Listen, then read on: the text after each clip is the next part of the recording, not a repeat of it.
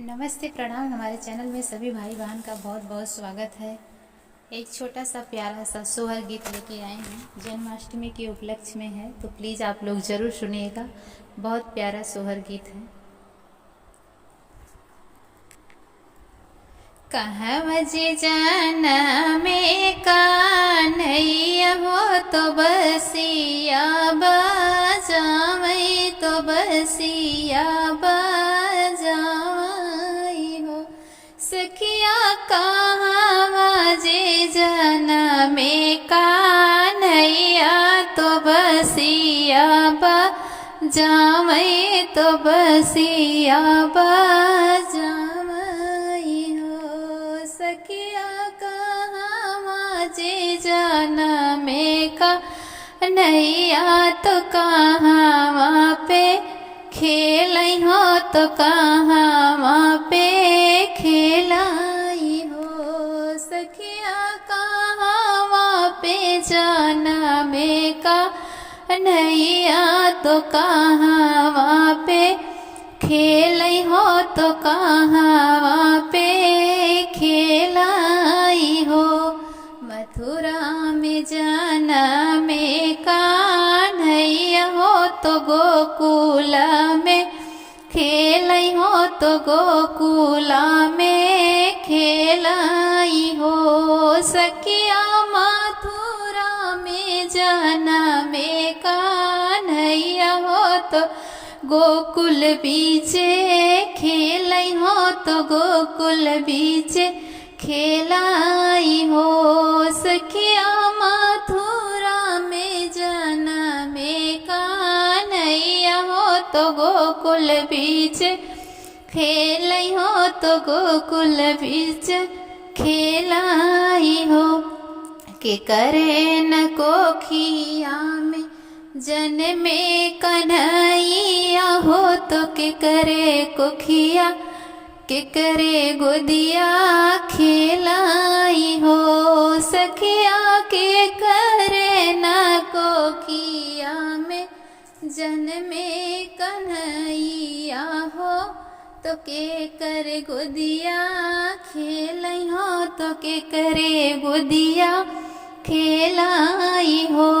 सखिया के कर कोखिया जाना में कान्हैया हो, तो के करे गोदिया खेलाई हो, तो के करे गोदिया खेलाई हो। सखिया के करे ना कोखिया जन्मे कान्हैया हो, तो के करे गोदिया खेलाई हो। देवकी के जाना में कान्हैया हो, यशोदा गोदिया खेलाई हो, यशोदा गोदिया खेलाई हो। सखिया देवकी के जाना में कान्हैया हो, तो यशोदा गोदिया खेलाई हो, तो यशोदा गोदिया खेलाई हो। कहाँ बजे पड़े लाही डोलवा हो, तो कहाँ माही पलनाही हो। सखिया के हो झूलावा झूला मैं हो कन्हैया माना हर सामय हो, कन्हैया माना हर सामय हो। केथुआ के पड़े लाही डोलवा हो, केथुआ के पलना हो, केथुआ के पलनाई हो।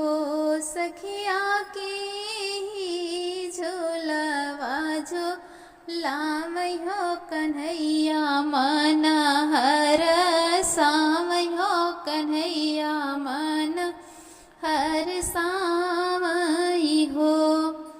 रेशमा के बानल बट झुलवा हो, रेशमा लागी डोरिया हो, रेशमा लागी डोरियाई हो। सखिया सोनावा के बानल बापा लनवा हो, रेशमा लागल डोरिया हो, रेशमा लागल डोरियाई हो सखिया यशोदा मैया झूलना झूलावै हो कन्हैया मना हर सही हो कन्हैया मना हर साई हो सखिया यशोदा मैया झूलना झूलावै हो कन्हैया मना हर सही हो कन्हैया मना हर साई हो।